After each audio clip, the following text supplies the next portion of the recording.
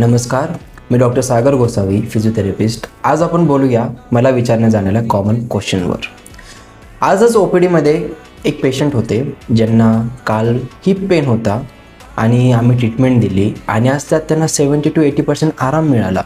पण त्यांचा क्वेश्चन असा होता की डॉक्टर, माझा हिप पेन खूप कमी आहे, मी झोपलो पण आज सकाळपासून माझा गुडघा दुखतोय.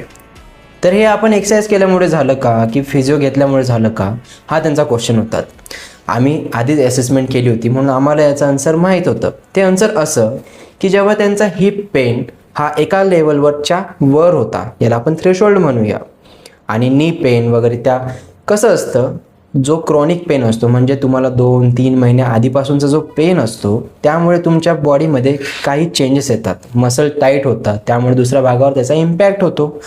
तर हिप जॉईंटचे मसल टाईट असल्यामुळे त्यांचा गुडघा पण फिरत होता, पाय पडताना बाहेरच्या बाजूला पडायचा, त्यामुळे सगळा लोड गुडघ्यावर यायचा.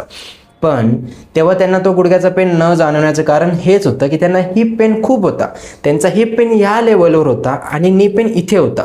तर आपली बॉडीचा एक क्रायटेरिया असा असतो की जिथे जास्त पेन आहे त्यावर फोकस जास्त ठेवतात. तर ही पेन इथे असल्यामुळे त्यांना तो पेन जाणवतच नव्हता नी पेनचा, आणि सेशन झाल्यावर त्यांचा हिप पेन एकदम खाली आला. त्यानंतर त्यांच्या बॉडीचं लक्ष गेलं की अरे आपला गुडघा पण दुखतोय. तर आम्ही त्यांना हेच सांगितलं की आपल्या हिप पेनचा पेन कमी झाल्यामुळे, आपल्या खुब्याचं पेन कमी झाल्यामुळे जे बाकीचे पेन आहेत ते तुम्हाला दिसून येतील.